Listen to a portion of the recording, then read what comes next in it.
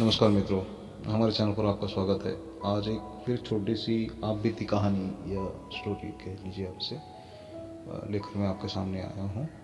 आशा करता हूँ कि लास्ट जो कुछ वीडियोस डाली है उसके मुताबिक इस वीडियो को भी आप ज़्यादा पसंद करेंगे। तो स्टोरी ऐसी है कि मैं ऑफिस से अपने पीजी की तरफ जा रहा था। अभी मैं काम करता हूँ बेंगलोर में। तो जॉब से निकला और रास्ते में पीजी के पास में एक होटल में चाय लेके साइड में जाके पीने लगा। तो एक अनजान व्यक्ति मेरे पास आ गए और उन्होंने मुझसे कहा, सर मेरी छोटी सी मदद कर दो। तो मैंने पूछा, भाई इतने लोग आपको दिख रहे हैं तो मेरे से क्यों मदद मांग रहे हो आप? तो मैं ही क्यों? तो उन्होंने जवाब दिया कि आपको देख के ऐसा लगा कि आप मेरी मदद कर दोगे। तो मैंने बोला, क्या मदद चाहिए आपको? तो उन्होंने बोला, मुझे 12 रुपये चाहिए। बोला, क्यों, शराब पीने के लिए? तो कहा, नहीं। बोला, आपने शराब पी है? तो बोला, नहीं। तो बोला, आपको 12 रुपये ही क्यों चाहिए? तो उन्होंने बताया कि लॉकडाउन के पीरियड में उनकी जॉब चली गई है और जिस कॉन्ट्रैक्टर के पास वो काम करते थे उन्होंने पैसा दिए बगैर इनको वो चले गए। मतलब इनको पैसा नहीं दिया उन्होंने उनके काम का। तो मैंने, आपने कुछ खाना वाना खाया क्या? तो बोले, हाँ खाना खा लिया। बोला, मैं खाना वाना खिला सकता हूँ लेकिन पैसे नहीं दूंगा। तो बोले, नहीं सर, मुझे पैसे चाहिए, खाना मैंने खा लिया है। तो बोले, 12 रुपये क्यों? तो उन्होंने बोला, मेरे पास 2 रुपये है, आप मुझे 12 रुपये दोगे तो मैं 14 रुपये में अपने घर पहुंच जाऊंगा। तो मैंने बोला, ठीक है। बोला, आपका घर कहाँ पड़ता है? तो उन्होंने बताया कि रूट बताया। तो मैंने उनसे कहा कि देखो, मैंने ये पैसे जो आपको मैं अभी जो भी मदद करूंगा वो मेहनत से कमाए हुए पैसे है और इसको आप गलत जगह पे इस्तेमाल नहीं करना है।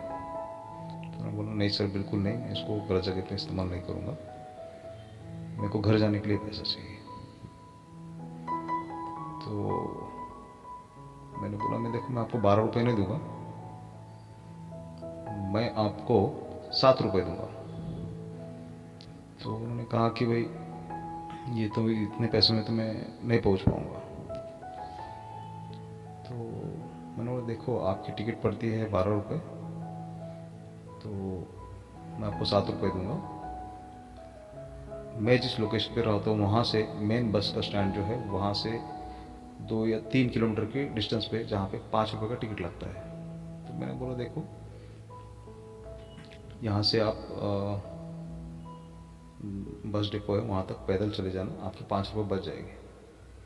तो उन्होंने मुझे कहा, नहीं वहाँ पे अंधेरा हुआ है, अभी चोरियाँ भी होती है वहाँ पे। मतलब चोरी करने के लिए आपके पास है क्या? आपके पास कुछ है तो चोरी होगा।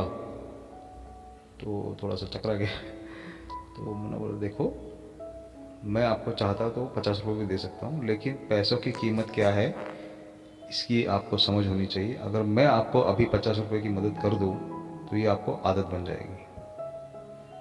तो आप डर रहे हो तो मैं भी आपके साथ पैदल चलूँगा बस डिपो तक, जो 3 या 4 किलोमीटर या 2 या 4 किलोमीटर के बीच में पड़ता है। तो उन्होंने बोला, नहीं सर, रहने दो, आप मुझे 7 रुपये दे दो। बोला, आप यहाँ से पैदल जाओ बस डिपो तक और वहाँ से दूसरी बस पकड़ के अपने घर पहुँच जाना। तो इस तरह से मैंने उनको 7 रुपये की मदद की। मैं उनको खाना भी खिलाना चाहता था लेकिन उन्होंने बताया कि भाई नहीं, मैंने खाना खा लिया है तो मैं खाना नहीं खाना चाहता। तो इस तरह से मैंने उनकी मदद कर दी। तो इसमें दो चीज़ें हैं। अगर मैं चाहता तो उसको 50 रुपये या 100 रुपये भी दे सकता था, लेकिन मैंने नहीं दिया। और मैंने उनको 5 रुपये कम इसलिए दिए क्योंकि उनको ये समझ होनी चाहिए कि मेहनत का पैसा है, मेहनत से कमाया जाता है, और उस 5 रुपये की उसको अहमियत समझ में आए। वो जो ट्रैवल करेगा 3 या 4 किलोमीटर का जो सफ़र करेगा उसमें उसको ये एहसास होना चाहिए कि ये 5 रुपये भी बहुत कीमती है। तो बस एक छोटी सी मदद की मैंने और उनको एक छोटा सा मोटिवेशन देने की कोशिश की कि पैसों को संभालो, बचाओ और फ्यूचर के लिए उसको इस्तेमाल में लाओ। मतलब ये जो आज उनके ऊपर जो नौबत आई है वो नौबत फ्यूचर में ना आए। तो बस यही उनको मैं थोड़ा सा समझाने की कोशिश कर रहा था कि पैसे की वैल्यू को समझो और बचत करो और वक्त के हिसाब से अपने आप में परिवर्तन लाने की कोशिश करो। और उनको एक दूसरे और चीज़ से मैंने उनको बचाने की कोशिश की कि ये कहीं उनको पैसे मांगने की आदत ना लग जाए। ये भी एक मेरा मोटिव था उसके पीछे, कि मेरा एक सोच था कि उनको इस आदत ना पड़ जाए। बस यही छोटा सा एक किस्सा आपको बताना चाहता था। आशा करता हूँ कि आपको पसंद आया होगा और आपको भी ऐसे कोई लोग मिलते हैं तो उनकी ऐसी छोटी मोटी मदद कर दिया करना। धन्यवाद।